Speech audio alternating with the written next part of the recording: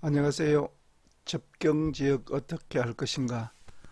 오늘이 이제 7번째 강의입니다. 저는 한국국방부동산연구 원장과 다음에 있는 단석부동산연구소 카페, 그 다음에 단석부동산 TV 채널, 단석출판사 대표입니다. 오늘 강의할 내용은 접경지역 경제가 활성화되지 못한 원인 분석 결과에 대한 법률 분야입니다.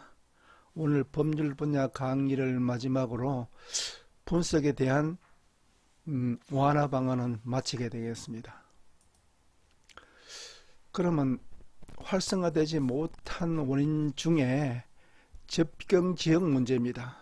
첫 번째, 군사시설보호법이 좀 불합리하다 하여 접경지역 주민들에게 불편에 따른 어떤 보완의 필요성이 있다는 것입니다. 즉, 생활환경 피해 방지 및 보상에 관한 법률을 제정해서 주민들의 불편을 해소해야 한다는 필요성이 제기되고 있습니다.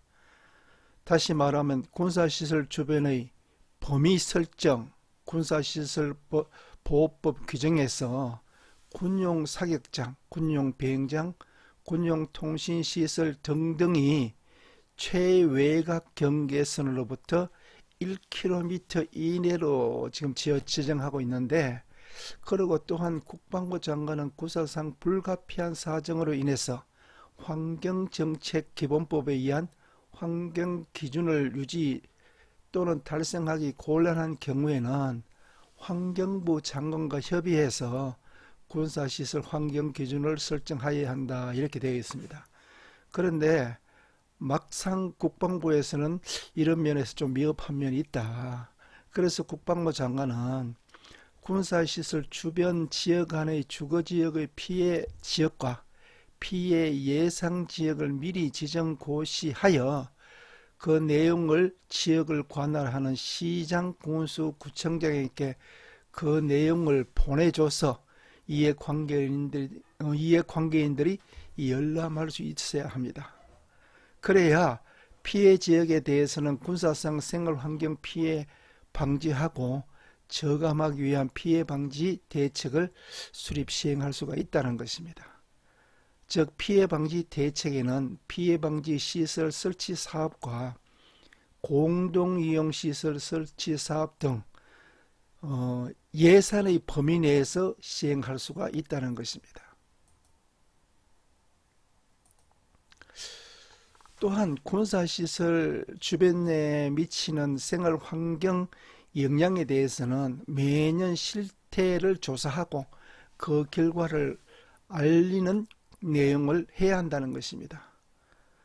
군사상 생활환경 피해의 보상에 관한 사항을 심의 결정하기 위하여 국방부 장관 소속하에 피해 방지 대책 심의위원회를 또 두어야 하고요.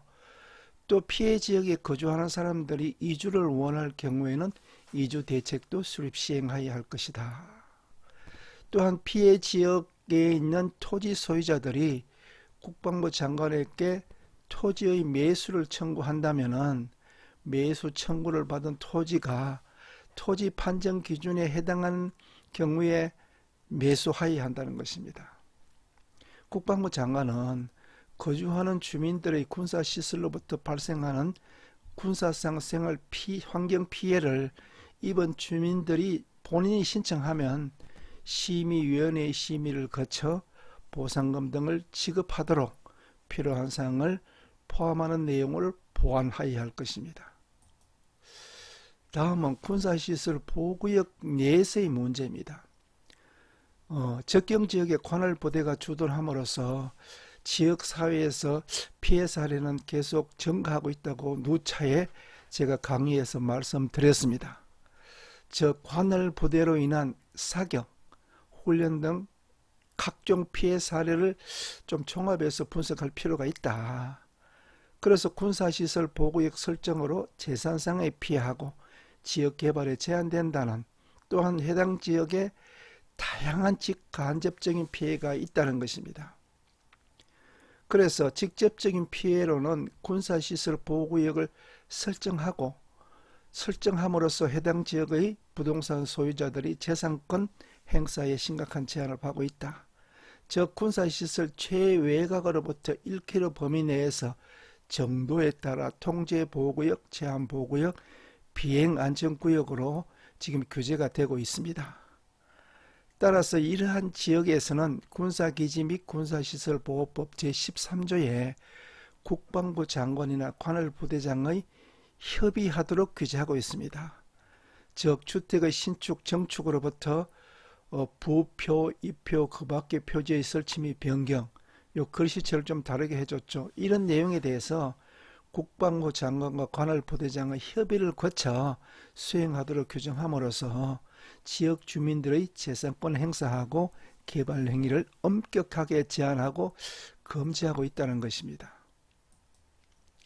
또한 비행 안전구역에 대해서는 일정 높이 이상의 건축물의 건축 및 공작물의 설치 등을 엄격하게 제한하고 있습니다.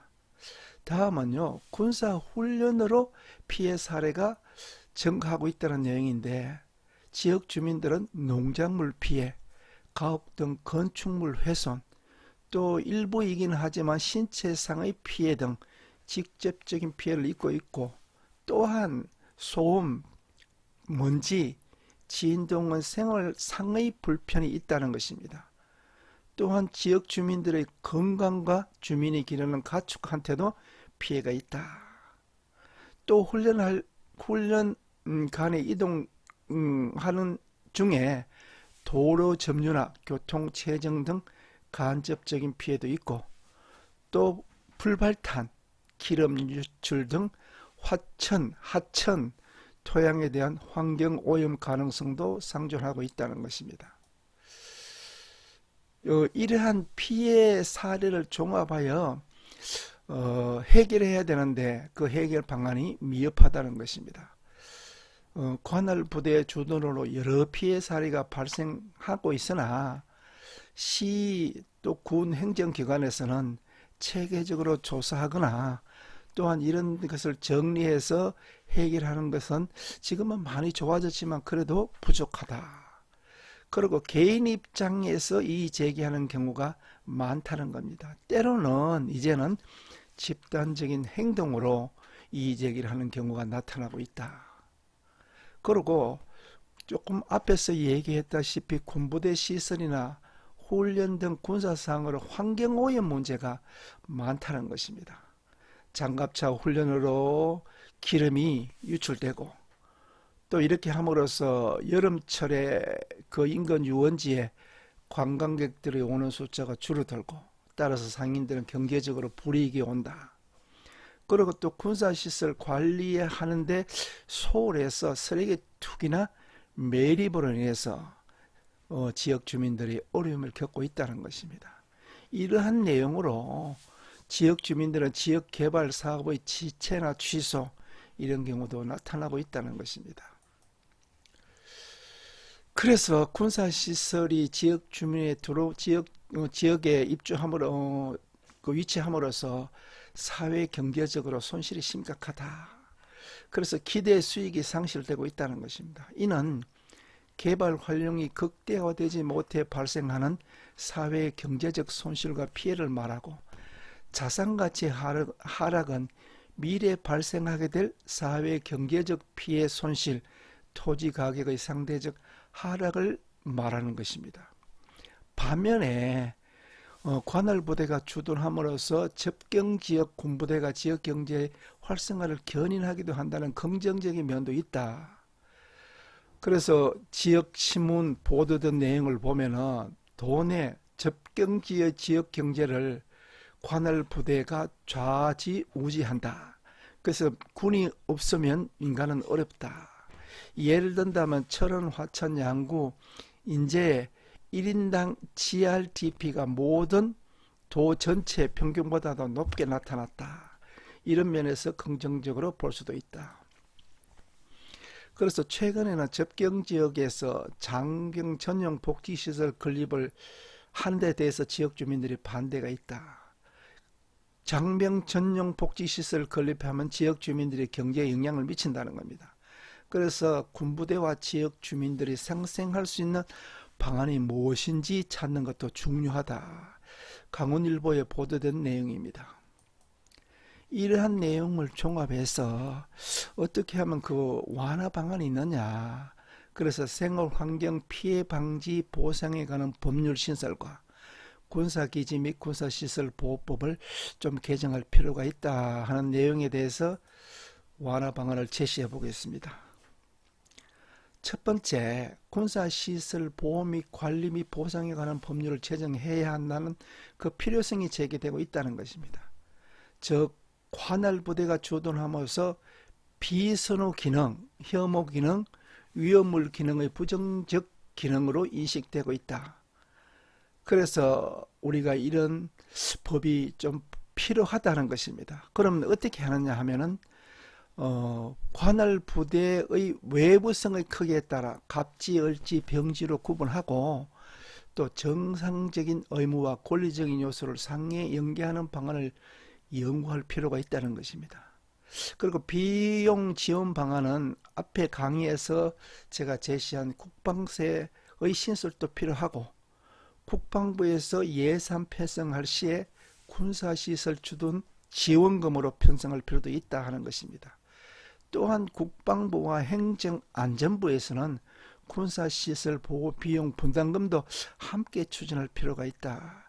이런 방안에 대해서 이제는 좀 더 깊게 고민해 봐야 할 필요성이 있는 시기가 되었다고 생각합니다. 다음은 생활환경 피해 방지 보상에 관한 법률 신설이 필요하다는 것입니다. 우리가 접경 주민들의 피해를 보상하는 법안은 군사기지 및 군사시설 보호법 손실보상에서 20조, 21조, 그 다음에 군사시설 이전 사업에서 법률 제11조 등등등 제시된 면에서는 이게 기록되어 있지만은 피해에 대한 보상을 할 수 있는 근거가 미약하다는 것입니다. 그리고 접경지역 특별법에도 생활환경 피해에 대한 보상의 근거는 거의 없다. 따라서 접경지역에 거주하는 주민들의 정주 여건을 개선하고 삶의 환경을 좋게 하기 위해서는 생활환경 피해 방지 및 보상에 관한 법률이 꼭 필요하다는 것입니다. 즉 공작물, 땅 위에 있는 모든 인공적인 물건에 대해서 점유자가 타인에게 손해를 가한 때는 공작물 점유자가 손해를 배상할 책임이 있다고 규정하고 또 군사 앞에서 언급한 바와 같이 군사시설로 인한 환경오염 피해가 발생했을 때는 그 원인을 제공하는 자가 피해에 대한 배상을 하고 또 이에 대한 문제의 해결을 찾아야 한다는 것입니다. 자, 이렇게 해서 제가 연구한 접경지역의 경제가 활성화되지 못한 원인에 대한 보완 대책에 대해서 설명을 했습니다. 그래서 이제 일부 내용에 대해서는 강의를 마치고 다음 8강부터는 이제 접경 지역에 대한 이해를 좀 필요하다 하는 측면에서 비무장지대하고 군사 분계선에 대해서 강의를 하겠습니다. 앞으로 쭉 강의를 하는데 이 내용은 제가 범한 출판사에서 출판한 제 저서인 접경지역 개론 제3편 부분을 강의토록 하겠습니다. 공지사항은 아래 내용과 같습니다. 그럼 오늘 강의는 마치겠습니다.